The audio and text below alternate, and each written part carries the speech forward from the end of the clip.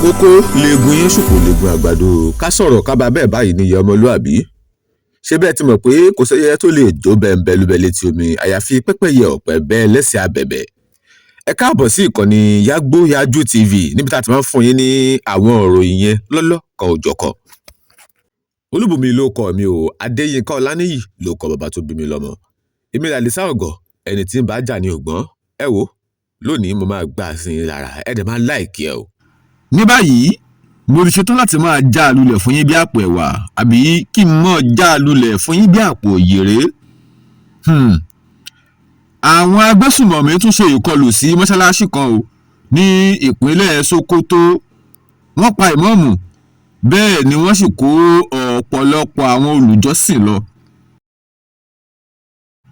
Láyàjọ́ ọjọ́ Sátidé ọjọ́ 6 oṣù kejìlá ni àwọn agbésùmọ̀mí tún ṣe ìkọlù sí mọ́ṣáláṣí kan ní agbègbè Kibaruwa ní ìjọba àbílẹ̀ Sábóńbírí ní ìpínlẹ̀ Sokoto. Wọ́n gbé ìmáàmù lọ o tí wọ́n sì kó ọ̀pọ̀lọpọ̀ àwọn olùjọ́sìn pẹ̀lú.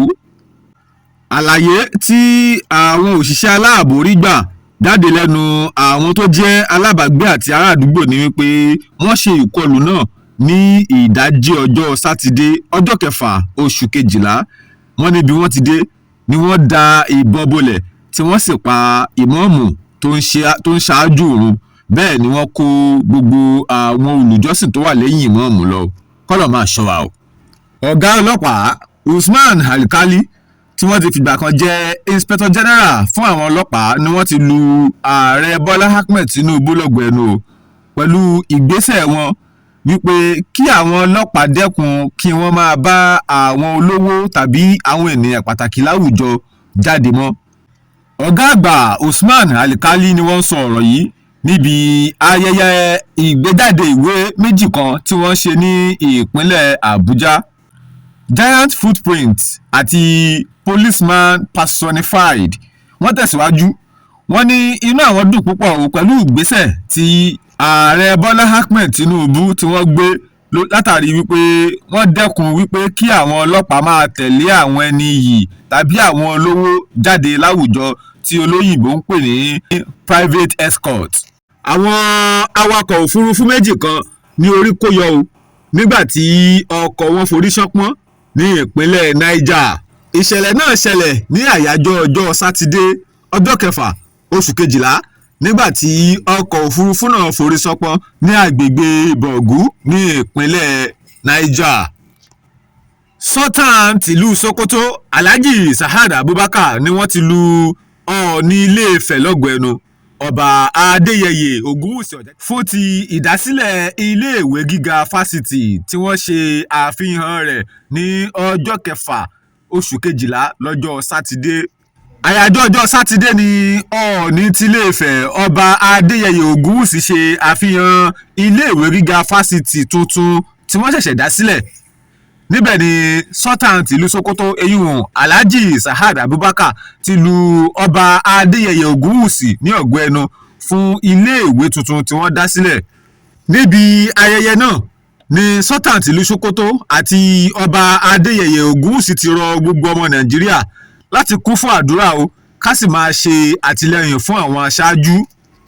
Ilé ẹjọ́ kan ní orílẹ̀-èdè USA ti sọ ọ̀gbẹ́ni Adékọ̀yà ẹni 20 ọdún sí ọgbà ẹ̀wọ̀n.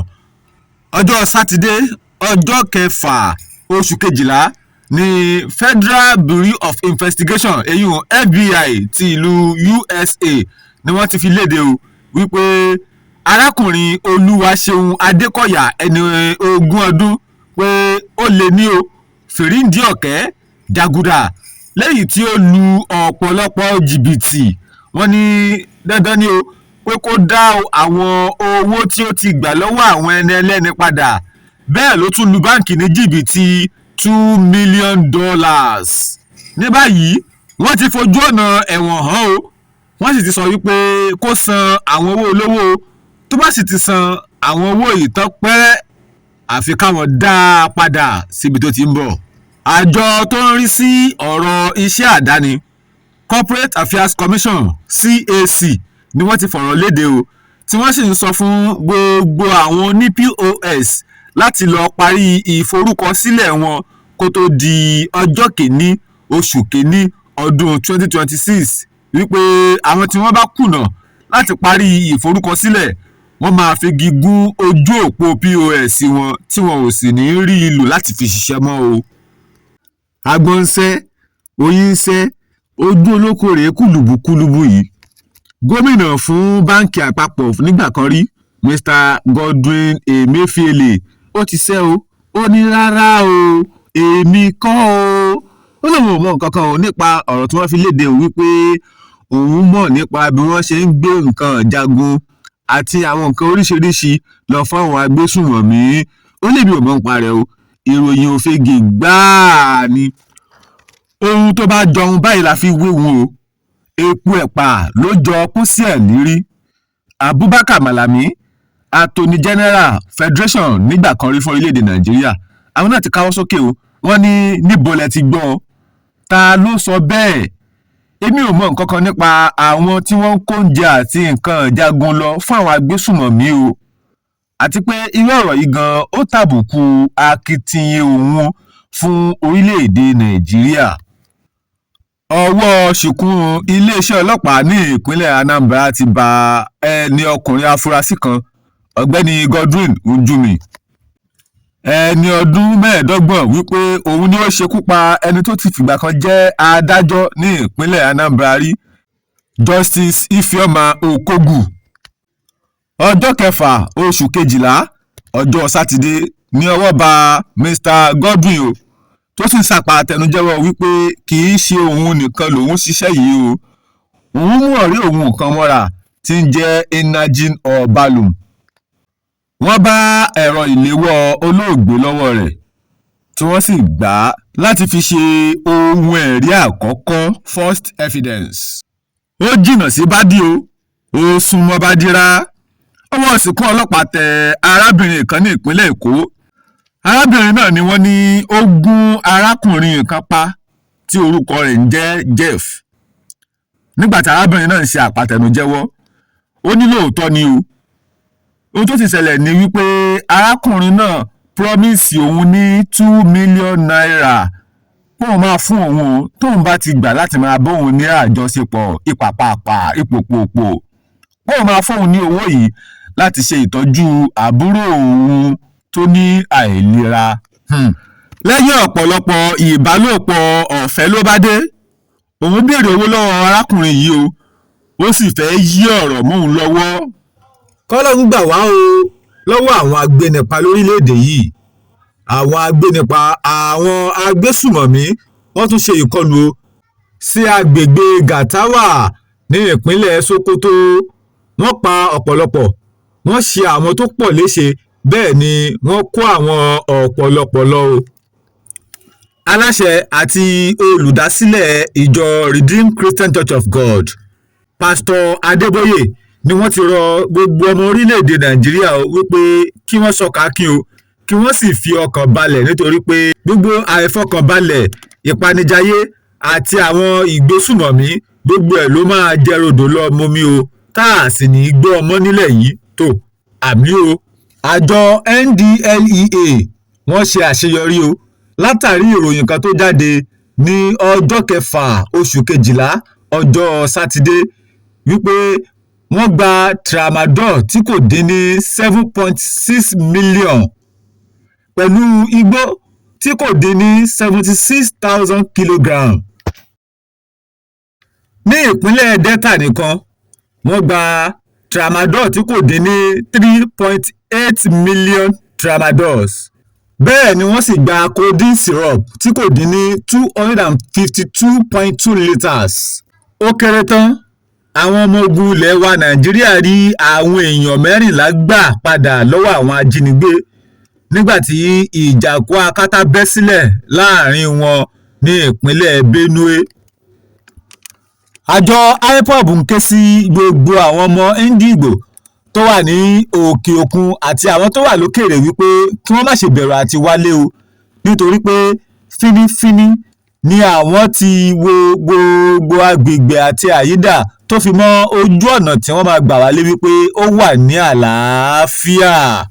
Láàárọ̀ ọjọ́ Sunday ọjọ́ 7 oṣù kejìlá ní ìròyìn kan jáde láti orílẹ̀-èdè Benin Republic wípé àwọn ọmọ ológun wọ́n ti dìtẹ̀ gba ìjọba o tí wọ́n sì ti yọ ààrẹ wọn President Patrick Talon kúrò lórí oyè.